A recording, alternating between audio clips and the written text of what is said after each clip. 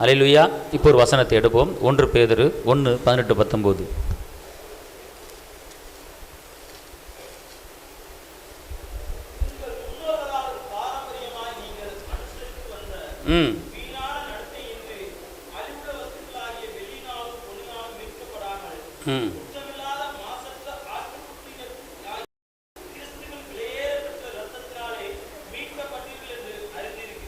இன்று நாம் எல்லாருமே ஒரு காரியத்தை அறிந்திருக்க வேண்டும், தெரிந்திருக்க வேண்டும்.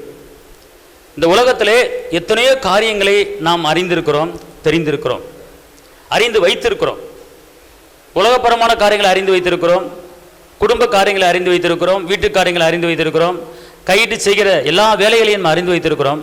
ஆனால் வாழ்வுக்கு வழி, பரலோகத்துக்கு வழி, ரட்சிப்புக்கு வழி, மீட்புக்கு வழி என்ன என்பதை நீங்கள் அறிந்து வைத்திருக்க வேண்டும். ஒரு காரியத்தை நீங்கள் அறிந்திருக்க வேண்டும்.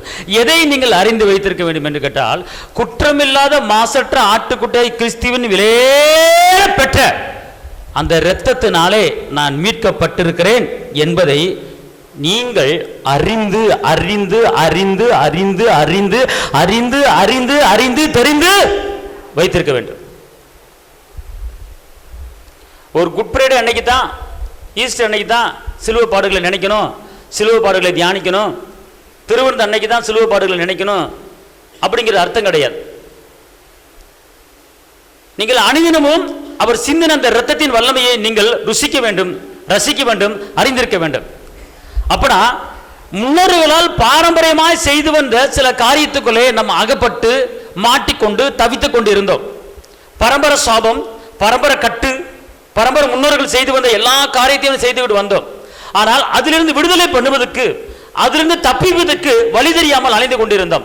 ஆனால் இயேசுவானவர் அவருடைய இரத்தத்தினாலே, இரத்தத்தை சிந்தி அந்த பாரம்பரியமே அனுசரித்து வந்த எல்லா அந்தகார வல்லமைகளையும் முறியடித்து, எல்லா சாபங்களை கட்டுகளை உடைத்து முறியடித்து அதிலிருந்து நம்மளை மீட்டெடுத்து இயேசு என்கிற அந்த பிள்ளை என்கிற அந்த அதிகாரத்தையும் அந்த அந்தஸ்தையும் அந்த உறுதியும் நமக்கு அவர் கொடுத்திருக்கிறார் என்பதை மறந்து விடக்கூடாது. எப்படி நம்மளை அவர் தெரிஞ்சுக்கிட்டார் அப்படின்னு கேட்டா, ரத்தத்தை சிந்தி தெரிஞ்சிருக்கிறார், ரத்தத்தை சிந்தி பாவத்தை மன்னிச்சிருக்கிறார். அப்பனா இன்னைக்கு ஒரு மனிதனுக்கு முக்கியம் பார்த்துக் கொள்ளுங்க, ரத்தம். ரத்தம் ரத்தம் இல்லாம ஒரு மனிதன் இருக்க முடியாது. இந்த சரீரத்தில் எத்தனை அவயங்கள், எத்தனை உறுப்புகள் இருந்தாலும், ஆனால் அந்த உறுப்புகள் செயல்பட்டாலும், அந்த உறுப்புகள் செயல்படுவதற்கு, நாம் நடப்பதற்கு, நாம் உட்காருவதற்கு, நாம் பேசுவதற்கு, நாம் கையை ஆட்டுவதற்கு, இதெல்லாம் உறுப்பு மட்டும் இருந்தா போதாது. ரத்தம் ஒரு மனிதனுக்கு தேவை. அந்த ரத்தம் தான் ஒரு மனிதனுக்கு ஜீவனை கொடுக்கிறது. மாமிசத்தின் உயிர் எதில் இருக்கிறது? மாமிசத்தின் உயிர் எதில் இருக்கிறது? ரத்தத்தில் இருக்கிறது. அப்பனா இந்த மாமிசம் உயிர் எங்க இருக்கு அப்படின்னு கேட்டா ரத்தத்தில் இருக்கிறது. அப்ப இந்த ரத்தம் இருந்தா தான் ஒரு மனிதன் ஜீவிக்க முடியும். இந்த ரத்தம் இருந்தா தான் ஒரு மனிதன் வாழ முடியும். இந்த ரத்தம் இருந்தா தான் ஒரு மனிதன் பேச முடியும். இந்த ரத்தம் இருந்தா தான் சுவாசிக்க முடியும். இந்த ரத்தம் இருந்தா தான் சிந்திக்க முடியும். ரத்தம் இருந்தா தான் எல்லா வேலையும் செய்ய முடியும். ரத்தம் ஒரு மனிதனுக்குள் இல்லை என்றால் அவன் செத்த பிரேதம், அவன் உயிர் இல்லாதவன். அப்ப உயிர் உள்ளவன் ரத்தம் இருந்தால் தான் உயிரோடு இருக்க முடியும். அப்ப மாமிசம் எதில் அடங்கியிருக்கிறது? உயிர் எதில் அடங்கியிருக்கிறது? அது இரத்தத்திலே அடங்கியிருக்கிறது. மாமிசத்தின் உயிர், மாமிசத்தின் உயிர் இரத்தத்தில் இருக்கிறது. அப்ப இந்த மாமிசத்தின் உயிர் எங்க இருக்குன்னு கேட்டா இரத்தத்தில் இருக்கிறது. பார்த்துக் கொள்ளுங்க. அப்ப இந்த இரத்தத்தை சிந்தி, சரீரத்தில் கடைசி சொட்டு ரத்த வரைக்கும் ரத்தத்தை சிந்தி நம்மளை அவர் மீட்டெடுத்து நம்மளை பிள்ளையாக மாற்றி பரலோகத்தின் பிரஜையாக மாற்றி இருக்கிறார் அந்த தகப்பனுடைய இயேசு. அவருக்கு ஒரு கையை தட்டி அப்பாக்கு நன்றி சொல்லுங்க. அல்லேலூயா.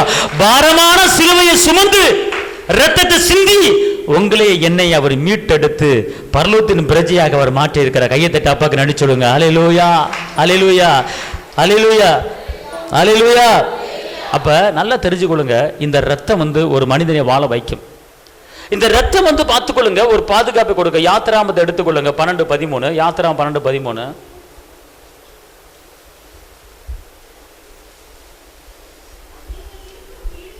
நீங்கள் இருக்கும் வீடுகளில் அந்த இரத்தம் உங்களுக்காக அடையாளமாய் இருக்கும். அந்த இரத்தத்தை நான் கண்டு உங்களை கடந்து போவேன். எகிப்து தேசத்தை முழுவதுமாக அழிக்கும் போது அழிக்கும் வாதை உங்களுக்குள்ளே வராமல் இருக்கும். எப்போது வராமல் இருக்கும்? இயேசுவுடைய அந்த இரத்தம் நிலைக்காலிலே பூசப்பட்டவுடனே எந்த வீட்டில, எந்த இடத்துல, எந்த வாயில, எந்த உள்ளத்துல, எந்த இல்லத்துல இயேசுவின் இரத்தம் ஒலிக்கப்படுகிறதோ, இயேசுவின் இரத்தம் பேசப்படுகிறதோ, இயேசுவின் இரத்தம் தெளிக்கப்படுகிறதோ, இயேசுவின் இரத்தம் இருக்கிற இடத்துல, இயேசுவின் இரத்தம் பேசுகிற இடத்துல, இயேசுவின் இரத்தம் தியானிக்கிற இடத்துல எந்த வாதைகளும் எந்த நோய்களும் வராது வராது வராது வர முடியாது. அங்கு தேவனுடைய பாதுகாப்பு அவர்களுக்கு கடந்து வந்துவிடும். அது இயேசுவின் இரத்தத்தில் அடங்கியிருக்கிறது. நீங்க சொல்லலாம், இது பழைய ஏற்பாட்டில் நடந்த ஒரு காரியம். அந்த பழைய ஏற்பாட்டில் அந்த இரத்தத்தை பூசின உடனே சங்காரத்தோடு அந்த வீட்டுக்குள்ள வரல. எப்படி என்று கேட்டால், தேவன் வந்து மோசைக்கு கட்டளை கொடுக்கிறார். வெள்ளாடோ அது செம்மறியாடோ அது பிரச்சனை கிடையாது, ஆனால் ஆண் ஆடாக இருக்க வேண்டும்.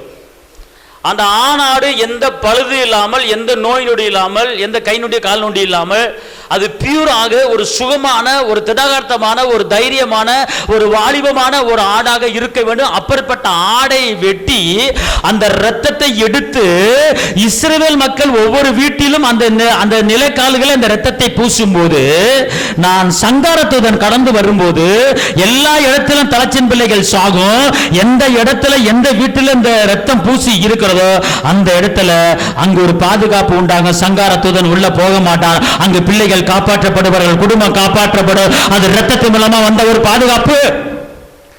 அப்பனா ஆண் ஆடுனா யாரை குறிக்குது?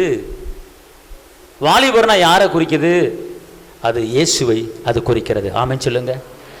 ஏன் தேவன் சொல்லியிருக்கலாம், நீ பொட்டாட கூட வெட்டி வச்சுக்கலாம், எந்த ஆனாலும் பிரச்சனை இல்லை அப்படின்னு சொல்லியிருக்கலாம். ஆனா அவர் சொல்ற கட்டளை என்னன்னு கேட்டீங்கன்னா, ஆணாடை, அது வெள்ளாடா இருக்கலாம், செம்மறி, ஆணாடை. அப்ப அந்த ஆண் ஆடு அப்படிங்கிறது யாருன்னு கேட்டீங்கன்னா, ஆட்டுக்குட்டியான அந்த இயேசுவின் ரத்தம், அந்த இயேசுவானவரை குறிக்கிறது. நீங்கள் யாத்திராமத்தை படிச்சு பார்த்தீங்கன்னா தெரியும்.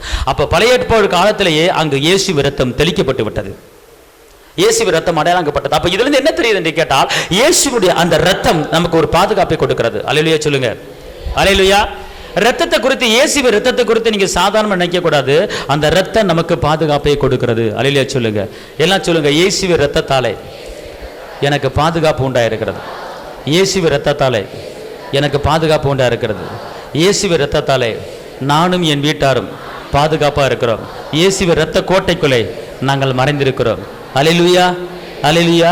அத ரத்தத்தினாலே கழுவப்பட்டே பரிசுத்தமாக்கப்பட்டே, ரத்தத்தினாலே கழுவப்பட்டே பரிசுத்தமாக்கப்பட்டே, ஈட்டப்பட்டே திருரத்தத்தால் அழகையின் எல்லாரும் ஈட்டப்பட்டே திருரத்தத்தால் அழகையின்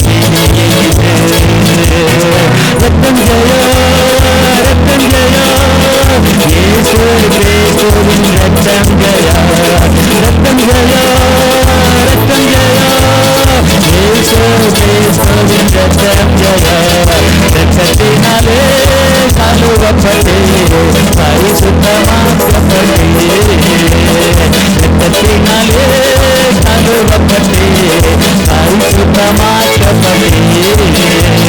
படைத்தவரே என்னை ஏற்றுக்கொண்டார் சிந்தப்பட்ட திரு ரத்தத்தால். படைத்தவரே என்னை ஏற்றுக்கொண்டார் சிந்தப்பட்ட திரு ரத்தத்தால். பாவம் செய்யாத ஒரு மகனை போல பாக்கியுண்ட பரமபிதா, பாவம் செய்யாத ஒரு மகனை போல பாக்கியுண்ட பரமபிதா. ரத்தம் ஜெயோ ரத்தம் ஜெயோ இயேசு கிறிஸ்துவின் ரத்தம் ஜெயோ ரத்தம் ஜெயோ ரத்தம் ஜெயோ இயேசு கிறிஸ்துவின் ரத்தம் ஜெயோ ரத்தத்தினாலே கழுவப்பட்டே பரிசுத்தமாக்கப்பட்டே. அந்த இயேசுவின் ரத்தம், அதான் வெளிப்படுத்தல் 12:11, அவருடைய ரத்தத்தாலே நமக்கு ஜெயம் உண்டா இருக்கிறது. ஆமென் சொல்லுங்க. அல்லேலூயா. ஒரு பிள்ளை பரிசு எழுதுகிற நேரத்தில் பார்த்துக்கொள்ளுங்க, ஒரு ஜுரம் வந்து ஒரு வாரம் பெட்டில் இருக்க வேண்டிய நிலைமை வந்துருச்சு. பரிசு எழுத போன நேரத்தில் ஒன்றுமே படிக்கலை, பார்த்துக்கொள்ளுங்க, ஒன்றுமே படிக்கலை. அப்போ நல்லா தெரிஞ்சுக்கொள்ளுங்க, முற்றிலுமாக முழுவதுமாக விடுதலையே, ஞானத்தை, அற்புதத்தை, அதிசயத்தை பெற்றுக்கொள்ளக்கூடிய ஒரு வழி என்ன அப்படின்னு கேட்டிங்கன்னா, அவருடைய ரத்தம். இயேசுவின் இரத்தத்தாலே எனக்கு ஜெயம் உண்டா இருக்கிறது, இந்த பரீட்சையில் நான் ஜெயிப்பேன். இயேசுவின் இரத்தத்தாலே எனக்கு ஜெயம் உண்டா இருக்கிறது, இந்த பரீட்சையில் நான் நல்லா எழுதுவேன். இயேசுவின் இரத்தத்தாலே எனக்கு ஜெயம் உண்டா இருக்கிறது, இரத்தத்தின் மூலமாக எனக்கு தைரியம் உண்டாவதாக, இரத்தத்தின் மூலமாக நான் பரீட்சையை நல்லா எழுதுவேன் அப்படின்னு வாயை திறந்து பேசிக்கிட்டே இருந்துச்சான். பார்த்துக்கொள்ளுங்க. நடந்தது என்ன தெரியுமா? பரீட்சையில் இந்த பிள்ளைக்கு தெரிஞ்ச காரியமாக வந்துச்சான். அழகாக எழுதிட்டு 100க்கு 100 வாங்கிட்டு பரீட்சை எழுதி முடிச்சிருச்சு. ஒரு வாரமாக பெட்டில் படுத்து கிடந்த பிள்ளை. நல்லா தெரிஞ்சுக்கொள்ளுங்க. அதுக்காண்டி நல்லா இருக்கும் போது ஒரு வாரம் படுத்து தூங்கிட்டு இரத்தத்தினாலே பரீட்சையே அப்படின்னு சொல்லிடக்கூடாது. அது சந்தர்ப்ப சூழ்நிலை. ஒரு வாரம் பெட்டில் படுத்து கிடந்தீங்க, ஆனால் அந்த ரத்தம் வந்து நல்லா எழுத வச்சிருச்சு.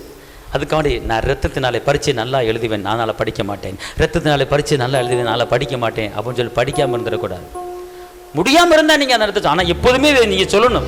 படிச்சுட்டு இதை சொல்லும்போது இந்த வார்த்தையை அறிக்கை பண்ணுவது பார்த்துக்கொள்ளுங்க. அந்த ரத்தம் வந்து உங்களுக்கு என்ன செஞ்சிடும்? ஜெயத்தை கொடுத்துருங்க. அன்பார்ந்தவர்களே, நிறைய பேர் ரத்தத்தை என்ன செஞ்சிடறாங்க? மறந்துடுறாங்க. ரத்தத்தை யூஸ் பண்ணுறது கிடையாது, ரத்தத்தை பேசுறது கிடையாது. இந்த ரத்தம் வந்து பார்த்துக்கொள்ளுங்க, ஒரு பாதுகாப்பை கொடுக்கும். பார்த்துக்கொள்ளுங்க, ரத்தம் வந்து ஒரு பாதுகாப்பை கொடுக்கும். பார்த்துக்கொள்ளுங்க. வெளிநாட்டில் ஒரு அம்மா காரில் ஒரு பிள்ளையை குழந்தைய தூக்கிட்டு போயிட்டு இருக்கும்போது டக்குன்னு காரு அந்த ஜன்னல் இருந்து அந்த பிள்ளை கீழே விழுந்துருச்சு. கீழே இயேசுவே உடைய ரத்தத்தின் வல்லமை என் பிள்ளை மீது இறங்குவது, ரத்தத்தில் உடைய பாதுகாப்பு உண்டாயிருப்பதாக அப்படின்னு சொல்லி கார் ரொம்ப தூரம் நின்றுச்சு. பார்த்துக்கொள்ளுங்க. இயேசுவே ரத்தத்தில் பிள்ளைக்கு பாதுகாப்பு, இயேசுவே ரத்தத்தில் பிள்ளைக்கு பார்த்து கத்திக்கிட்டு வச்சான். பார்த்துக்கொள்ளுங்க. வந்த கார் எல்லாம் அப்படியே ஒதுங்கி ஒதுங்கி ஒதுங்கி ஒதுங்கி போச்சான். பிள்ளை அப்படியே படுத்து கிடஞ்சா. பிள்ளை உயிரோடு என்ன செஞ்சிருச்சான்? தூக்கிருச்சான். ஆமென். இதெல்லாம் ஒரு நடந்த ஒரு சம்பவம். பார்த்துக்கொள்ளுங்க. வெளிநாட்டில் நடந்த ஒரு சம்பவம். பார்த்துக்கொள்ளுங்க. ஒரு தாய் தன் பிள்ளையை கீழே காரில் கீழே போட்டுட்டு இயேசுவே ரத்தத்தில் என் பிள்ளைக்கு பாதுகாப்பு, இயேசுவே ரத்தத்தில் பிள்ளைக்கு பாதுகாப்பு சொன்ன. எப்படித்தான் அந்த கார் ஒதுங்கி ஒதுங்கி போச்சே தெரியல. ஒரு பாதுகாப்பை தேவன் அந்த. ஏன்னா ரத்தத்தை நீங்கள் வாயில் உச்சரிக்கும் போது பார்த்துக்கொள்ளுங்க, இயேசுவே ரத்தத்தை உச்சரிக்கும் போது உடனே என்ன செய்யுது? அற்புதங்கள் நடக்கும். பார்த்துக்கொள்ளுங்க. நம்ம என்ன செய்யறோம்? அந்த ரத்தத்தை இந்த திருவிருந்து எடுக்கும் போது அந்த ரத்தத்தை நம்ம என்ன செய்யறோம்? பேசுகிறோம். நல்லா தெரிஞ்சுக்கொள்ளுங்களேன். இப்போ ரத்தத்தினால ஒரு வசனம் எடுத்துக்கொள்ள. யோவான் எடுத்துக்கணும் 6:53-54. யோவான் 6:53-54.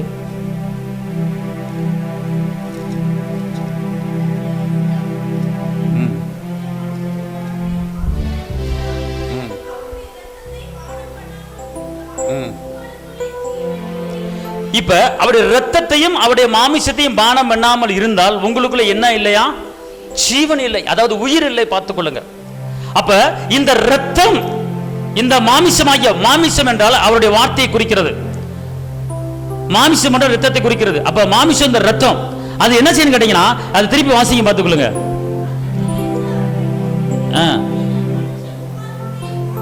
மனுஷகுமாரே மாமிசத்தையும்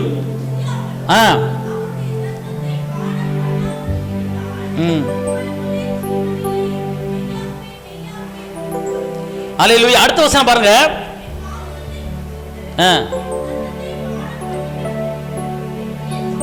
அவனை கடைசி நாளிலே நான் எழுப்புவேன். நல்லா தெரிஞ்சுக்கொள்ளுங்க. இன்னைக்கு கடைசி நாளிலே இயேசுவின் வருகையிலே நாம் உயிரோடு எழும்ப வேண்டும்.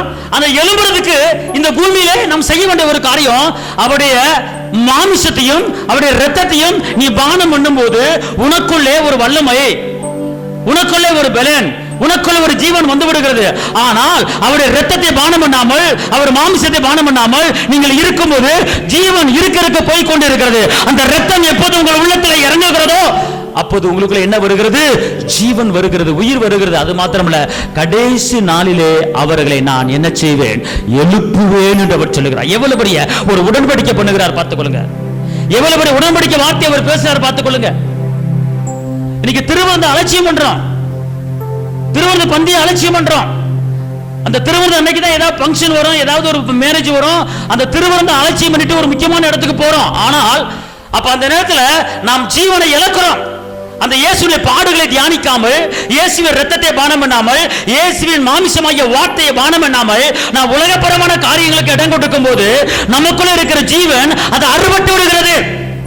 அப்ப அந்த இரத்தத்தை குறித்து நீங்கள் தியானிக்க வேண்டும். ஏன் அடிக்கப்பட்டார், ஏன் நொறுக்கப்பட்டார், ஏன் இரத்தம் சிந்தினார், யாருக்காக இரத்தம் சிந்தினார் என்பதை சிந்தித்து அறிந்து தியானம் பண்ணி நீங்கள் அதை பருகும்போது உங்களுக்குள்ளே மடிந்து போன அந்த ஜீவன், உயிரிழந்த அந்த ஜீவன், அது மறுபடியும் உயிர் பெற்று உங்க சரீரத்தில் எந்த அவயங்கள் பழுதானாலும் அந்த இரத்தத்தின் வல்லமை அந்த அவயங்களை உருவேற்றப்படுகிற ஒரு வல்லமையை நீங்கள் கண்டிப்பான முறையிலே பார்ப்பீர்கள். இப்ப ஒரு சில பேர் திருவிருந்தம் எடுக்கிறாங்க, டக்குன்னு திருவிருந்தம் எடுத்துட்டு அப்பத்தை எடுத்து அப்படி முழுங்கிட்டு ரசத்தை குடிச்சிட்டு அப்படியே ஓகே அப்படின்ட்டு என்ன செய்றாங்க, போயிடுறாங்க. ஆனால் அந்த இரத்தத்தை குறித்து வேத வசனம் என்ன சொல்லுகிறது, இந்த மாம்சத்தை குறித்து வேத வசனம் என்ன சொல்லுகிறது? அப்ப இந்த இரத்தத்தை பானம் பண்ணுகிறவன் அவன் ஜீவன் என்ன செய்யுமா, உயிரடையும். நல்லா தெரியும், அந்த வசனம் திருப்பி வாசிங்க பார்ப்போம். நித்திய ஜீவன் உண்டு. அப்ப என்ன அர்த்தம் கேட்டீங்கன்னா, நிரந்தர உயிர், நிரந்தர ஜீவன் இருக்கிறது. அப்பனா வாலிப வயதிலே போக மாட்டோம், எந்த பிளவின தாக்குதல் வராது, எந்த நிரந்தர பிளவின வராது. நிரந்தரமான ஒரு ஜீவ வாழ்க்கையை கர்த்தர் கொடுப்பாரு. எப்ப நிரந்தரமான ஒரு ஜீவ வாழ்க்கையை கொடுப்பாரு, எப்ப ஆயுசங்களை கொடுப்பாரு, எப்போ சுக வாழ்க்கையை கொடுப்பாருனா, எப்போதெல்லாம் அவருடைய இரத்தத்தையும் அவர் மாமிசத்தையும் நீங்கள் பானம் பண்ணுகிறீங்களோ அந்த நேரத்தில் உங்களுக்குள்ளே ஒரு ஜீவன் உருவாக்கப்படுகிறது நீங்கள் பார்க்க முடியும். உங்க சரீர பலன் உள்ளதாக பார்க்க முடியும், உங்க உயிர் பலன் உள்ளதாக பார்க்க முடியும், உங்கள் உறுப்புகள் உயிரடைவதை பார்க்க முடியும். அந்த இரத்தம் உங்களுக்குள்ள இறங்கும் போது வாக்குத்தத்தம் பண்ணி இருக்கிறாரு, சொல்லி இருக்கிறாரு, எப்பெல்லாம் என் மாமிசத்தை புசிக்கிறீங்களோ, எப்பெல்லாம் இரத்தத்தை பானம் பண்ணுகிறீங்களோ அப்போது உங்கள் ஜீவன், அல்லேலூயா சொல்லுங்க, அல்லேலூயா, நித்திய ஜீவன் உண்டு. அது மாத்திரம் இல்ல, கடைசி நாளிலே அவனை என்ன செய்வேன், நான் எழுப்புவேன். அப்ப என்ன அர்த்தம்னா, கடைசி நாளிலே அவனை நான் பரலோகத்திலே சேர்த்துக் கொள்வேன். இப்ப சொல்லுங்க, திருவிருந்த நம்ம அசட்டை பண்ணலாமா, இல்ல அது உண்மைக்கு முக்கியத்துவம் கொடுக்கணுமா? யோசனை பண்ணி பாருங்க. இன்னைக்கு ஞானசனம் எடுங்க, ஞானசனம் எடுங்க அப்படின்னு சொன்னாலே யோசிக்கிறேன், எங்க அம்மா வைவாங்க, அப்பா வைவாங்க. நாளைக்கு அம்மா அப்பா பரலோகத்தை கொண்டு போக முடியாது. ஒருவன் ஜலத்தினாலும் ஆவியினாலும் பிறப்பட்டால் தேவனுடைய ராஜ்யத்தில் பிரவேசிக்க முடியாது. ஜலத்தில் பிறக்கணும், ஆவியில பிறக்கணும், ரெண்டுல பிறக்கல அப்ப நான் பரலோகத்துக்கு போக முடியாது. சில பேர் ஞானசனத்தை கொடுத்து அசால்ட்டா இருக்கிறாங்க, திருவிருந்த குறித்து அசால்ட்டா இருக்கிறாங்க, பந்தியை குறித்து அசால்ட்டா இருக்கிறாங்க, ஏனாதான் இருக்கிறாங்க. நேரம் ஆயிடுச்சு, டைம் ஆயிடுச்சு, நான் போகணுமே, அங்க போகணுமே. உயிர் முக்கியம், உயிர் இருந்தா தான் வெளியே போக முடியும். அந்த உயிரை கொடுக்கிற அந்த இரத்தம் நமக்குள்ள ஊற்றப்பட வேண்டும். அவருடைய மாம்சமாகிய வார்த்தை நமக்குள்ள ஊற்றப்பட வேண்டும். அதை தியானம் பண்ணி அதை பருகும் போது நமக்குள்ளே ஒரு நித்திய ஜீவன். அல்லேலூயா சொல்லுங்க. இப்ப நீங்க என்ன செய்யணும், திருவிருந்து எடுக்கும் போது அந்த ரத்தத்தை பானம் பண்ணும் போது, தகப்பனே இந்த மத்தேயு 6ஆம் அதிகாரத்துல இந்த 53ஆம் வசனத்துல 54ஆம் வசனம் சொல்லி இருக்கிறீங்க, இந்த ரத்தத்தை பானம் பண்ணுகிறவனுக்கு நித்திய ஜீவன் உண்டு, கடைசி நாளிலே அவனை எழுப்புவேன் சொல்லியிருக்கிறீங்க. இந்த வாக்குத்தத்த வசனம் என் வாழ்க்கையில நிறைவேறும்படி இந்த ரத்தமாகிய திராட்சை ரசத்தை நான் பானம் பண்ணுகிறேன், இந்த வார்த்தையாகிய இந்த அப்பத்தை நான் பானம் பண்ணுகிறேன், இந்த வாக்குத்தத்த 2 வார்த்தையின்படி என்னுடைய வாழ்க்கையில நிறைவேறுவதாக என்று சொல்லிட்டு நீங்க அதை பானம் பண்ணினீங்கன்னா, கடைசி நாளிலே தேவ தூதரை உங்களை எழுப்பி கொண்டு போவாங்க, தேவ தூதர்களை கூட்டி கொண்டு போவாங்க. இந்த உயிர் சாமானியமா உங்களை போகாது, நிரந்தரமான நித்தியமான ஜீவனை கர்த்தர் உங்களுக்கு அவர் கொடுத்து விடுவார். அது இரத்தத்தில் அடங்கி இருக்கிறது. நித்திய ஜீவன் எங்க அடங்கி இருக்கிறது? இரத்தத்தில் அடங்கி இருக்கிறது. வீண் விரை ஆகாது, விளைவனத்துக்கு பணம் செலவு பண்ண மாட்டோம். நிரந்தரமான ஜீவனை கொடுத்தா எதுக்கு விளைவனம் வருது பார்த்துக்கொள்ளுங்க, வராது. அப்ப நித்திய ஜீவனை பெறுவதற்கு என்ன செய்ய வேண்டும் அப்படின்னு கேட்டா, அவருடைய இரத்தத்தை நீங்கள் பானம் பண்ண வேண்டும். அவர் வார்த்தையாகிய மாமிசத்தை நீங்கள் என்ன செய்ய வேண்டும், பானம் பண்ண வேண்டும். அந்த இரத்தத்தில் அடங்கியிருக்கிற ஒரு காரியம் பார்த்துக் கொள்ளுங்க. அன்பார்ந்தவர்களே, இன்னிலிருந்து ஒரு தீர்மானம் எடுங்க. நீங்க மனதுக்குள்ள இந்த திராட்சரசத்தை நீங்கள் பானம் பண்ணும்போது உங்க மனதில் இப்படிப்பட்ட காரியத்தை சிந்திச்சு, இப்படிப்பட்ட வசனத்தை சொல்லி, இப்படிப்பட்ட வசனத்தை பேசிட்டு என்ன செய்யணும், நீங்க பானம் பண்ணணும். பானம் பண்ணிட்டீங்கன்னா அடுத்து பார்த்துக்கொள்ளுங்க, உங்களுக்கு ஒரு பொருளாதார தடை இருக்கலாம், பல பிரச்சனை இருக்கலாம், அதுவும் இயேசு இரத்தத்தினாலதான் உண்டாயிருக்கிறது. தரித்திரம் போச்சு, எப்படி போச்சு எடுத்துக்கொள்ளுங்க. கொரிந்தியர் 2 கொரிந்தியர் 8:9, 2 கொரிந்தியர் 8:9,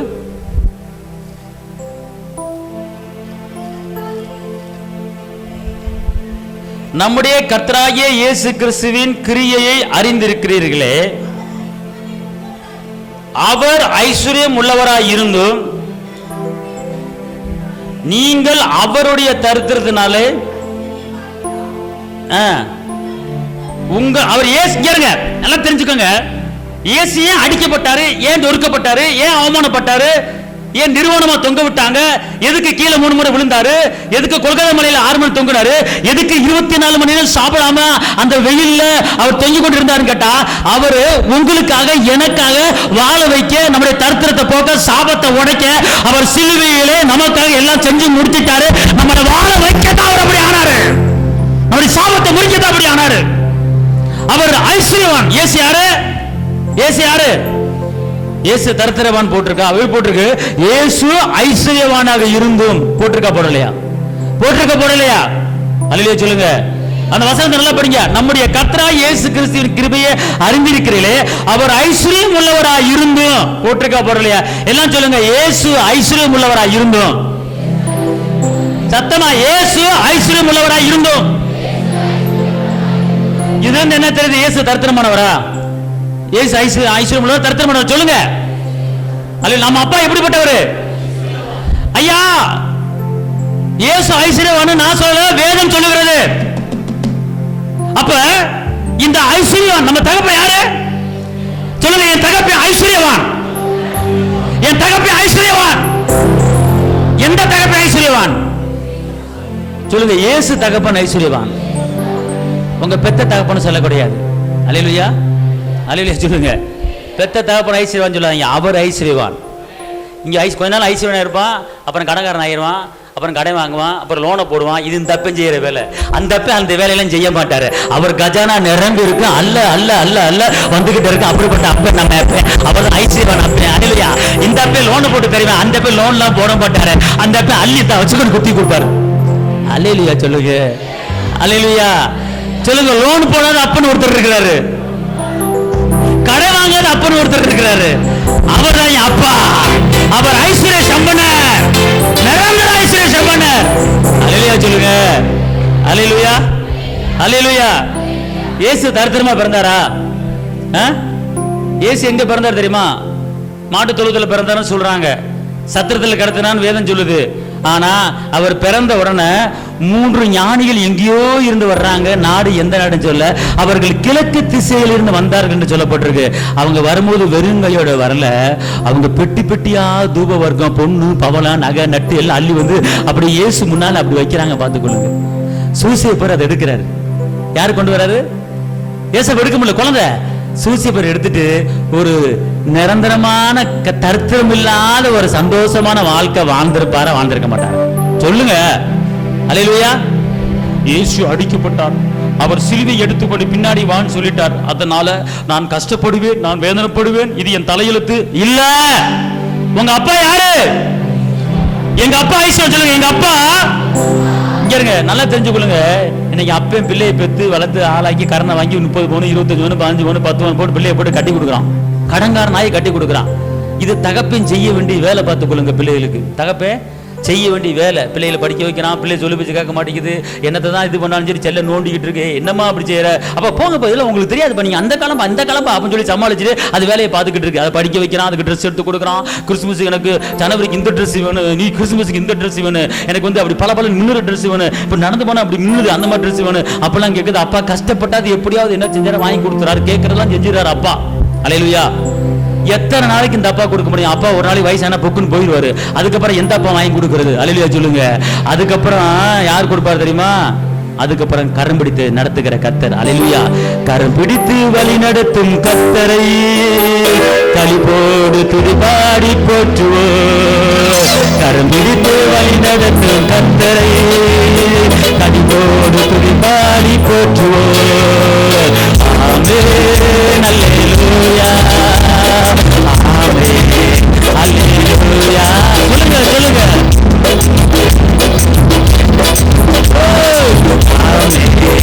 அல்லேலூயா. பசுமையான மேய்ச்சலுள்ள இடத்திலே இளைப்பாற செய்கின்றார் இயேசு. பசுமையான மேய்ச்சலுள்ள இடத்திலே இளைப்பாற செய்கின்றார் இயேசு.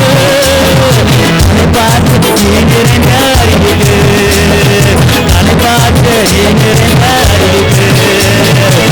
கர்த்தரனை அழைத்து செல்கிறார்.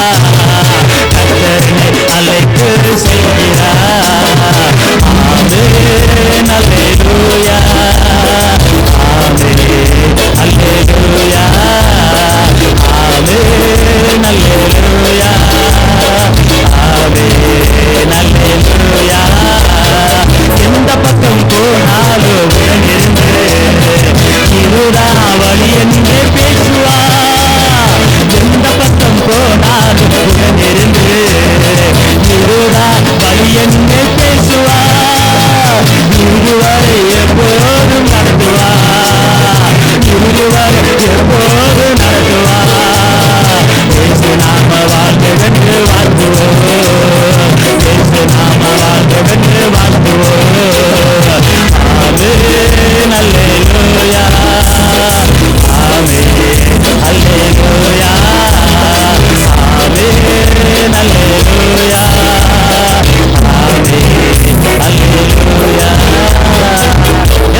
நான் நடக்கிற பாதைகளை இயேசு காட்டுவார். நாள்தோறும் என்னை ஞானத்தாலே அவர் நிரப்புவார். நாள்தோறும் என்னை ஞானத்தாலே என்ன நிரப்புவாரு. ஞானம் இருந்தா போதும், நீ எப்படி சம்பாதிக்கணும், எப்படி போகணும், எப்படி இருக்கணும் அப்படிங்கிறத அழகா ஆவியானவர் கற்றுக் கொடுத்துருவார். அதுக்கு ஞானம் தேவை, அதுக்கு ஞானம் தேவை. அதாவது அவர் புல்லுள்ள இடங்களில் அவர் மேய்க்கிறவர். அவர் என்ன சொல்லியிருக்காரு? உன்னை புல்லுள்ள இடத்துல என்ன செய்வேன்? மேய்ப்பேன். வறண்ட பூமி போக்க மேய்ப்பேன்னு சொன்னாரா? இல்ல. இங்க இருக்க நம்ம இயேசு என்ன சொல்லப்பட்டிருக்கிறதுனா, அவர் ஐஸ்வர்யவானாக இருந்தும் நம்மள ஐஸ்வர்யவானாக மாற்றும்படி அவர் தரித்திரராய் அவர் மாறிவிட்டார். அவர் தரித்திரத்தை நிமித்தமாக நான் ஐஸ்வர்யவானாக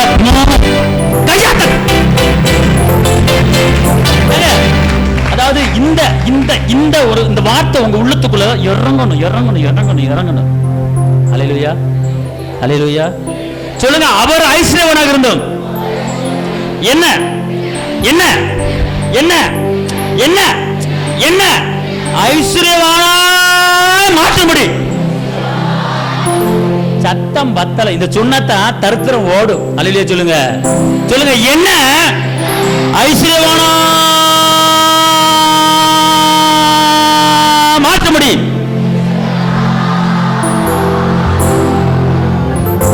உள்ள இருக்கிற கசடு பூரா வெளியே வந்துருச்சு ஐயா.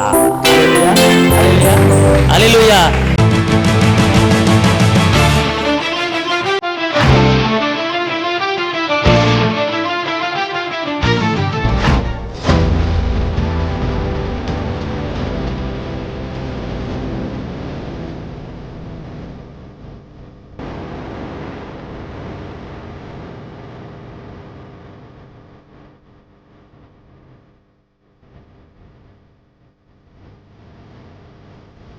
உங்கள் வாழ்க்கையில் போராட்டமா, கண்ணீரா, வேதனையா? இயேசு உங்களுக்கு அற்புதம் செய்வார். எங்களோடு இணைந்து கர்த்தரை ஆராதிக்க உங்களை அன்புடன் அழைக்கிறோம். எங்கள் முகவரி: போதகர் சி. ஜீவா, திரியேக தேவ எழுப்புதல் ஆலயம், RS Nagar, Allampatti, Virudhunagar. Cell number 9443313673. Email address jiva.boj@gmail.com. ஞாயிறு ஆராதனையின் நேரம் காலை 8:30 மணி முதல் 10:30 மணி வரை. செவ்வாய்க்கிழமை மன்றாட்டின் ஆராதனை மாலை 6:30 மணி முதல் 8 மணி வரை. வெள்ளிக்கிழமை உபவாச கூட்டம் காலை 10 மணி முதல் 12 மணி வரை. மாதத்தின் 1ஆம் தேதி வாக்குத்தத்த ஆராதனை காலை 5 மணி முதல் 7 மணி வரை. கர்த்தர் உங்களை ஆசீர்வதிப்பாராக.